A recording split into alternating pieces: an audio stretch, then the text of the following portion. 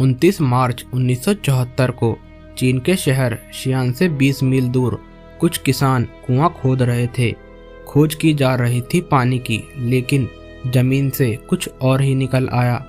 उन्हें दिखाई दिया एक पुतले का सर। यह सब देखकर उन किसानों ने चीन के आर्कियोलॉजिकल डिपार्टमेंट को इस बात की जानकारी दी। आर्कियोलॉजिस्ट्स ने जब पूरे एरिया की गहन खुदाई की तो एक ऐसा मंजर दिखाई दिया जो पहले कभी नहीं देखा गया था। उन्हें वहां एक 2000 वर्ष पुरानी विशालकाय कब्र दिखाई दी। यह कोई ऐसी वैसी कब्र नहीं थी। 94 वर्ग किलोमीटर में फैला यह कब्रगाह उन्हें एक बड़े शहर जैसा दिखाई दिया, जिसमें 8000 मिट्टी के सैनिकों की एक विशालकाय सेना दफन थी, जिसे टेराकोटा आर्मी का नाम दिया गया।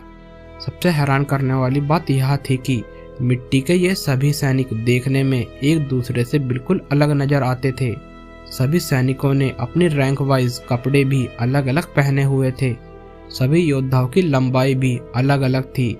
बड़े अधिकारियों और जनरलों की लंबाई 6 से लेकर 7 फीट थी। पैदल सैनिकों की लंबाई 5 फीट और 6 फुट के लगभग थी। इसके साथ ही 160 रथ मिले, जिन्हें 540 घोड़े खींच रहे थे और 150 घुड़सवार। यह सभी पकी हुई मिट्टी यानी टेराकोटा के ही बने हुए थे। इसके साथ ही यहाँ से तीर, तलवार और भाले जैसे 40,000 कांसे के हथियार भी मिले हैं। सबसे खास बात यह थी कि ये सैनिक इस प्रकार पूर्व दिशा की ओर खड़े हुए थे जैसे किसी युद्ध के लिए व्यूह बना रहे हों। दरअसल यह मिट्टी के सैनिक एक कब्र की रक्षा में तैनात थे। यह कब्र थी चीन के पहले सम्राट किनची हुआंग की। 221 बीसी में उन्होंने कई हिस्सों में बटे चीन का एकीकरण कर किन राजवंश की नींव डाली थी।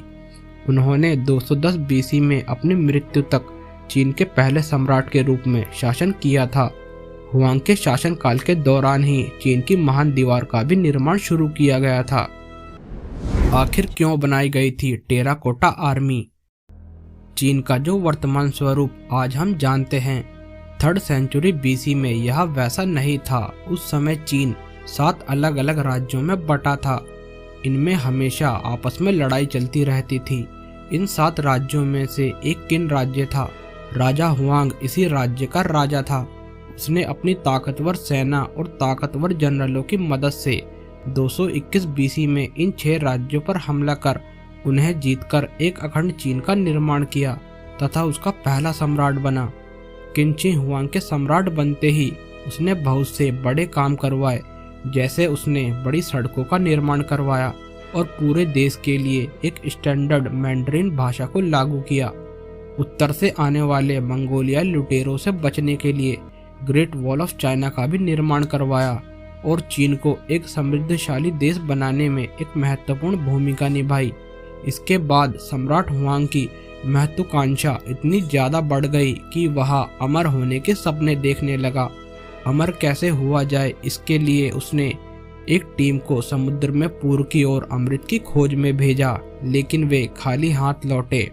उसने उस समय के विद्वानों और जानकारों से अमृत प्राप्त करने वाली औषधियों और दवाइयों को खोजने को भी कहा, लेकिन वे भी विफल रहे। उस समय प्राचीन चीन में प्राचीन मिस्र की तरह पुनर्जन्म में विश्वास था।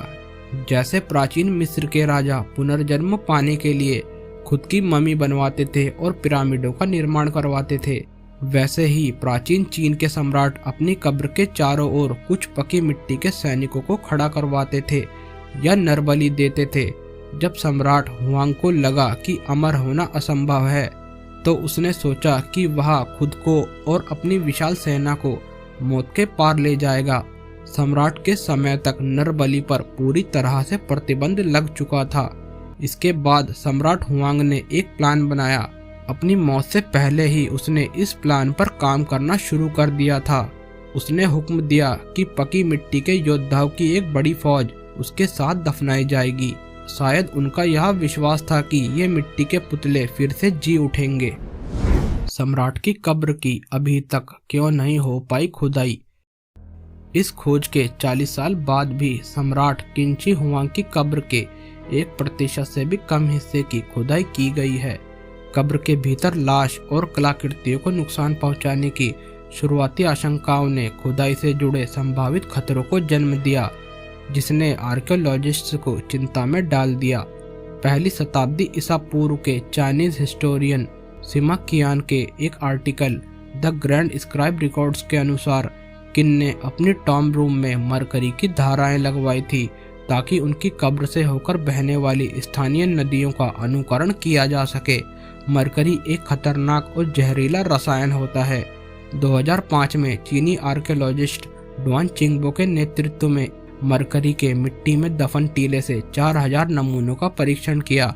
सभी नमूने बहुत ज़्यादा सकारात्मक आए। ऐसे ऐतिहासिक और रासायनिक साक्ष्यों को देखते हुए और लोगों की सुरक्षा को मद्देनजर रखते हुए इस बात पर आज भी बहस जारी है कि क्या कब्र की खुदाई की जानी चाहिए या नहीं। वीडियो पसंद आए तो वीडियो को लाइक करें और दोस्तों के साथ शेयर करें। अगर आपको ऐसे ही हिस्टोरिकल फैक्ट्स जानना पसंद है तो हमारे चैनल हिस्ट्री डिकोड को जरूर सब्सक्राइब करें। हम आपके लिए ऐसा कंटेंट लाते रहते हैं। मिलते हैं अगले किसी इंटरेस्टिंग टॉपिक के साथ।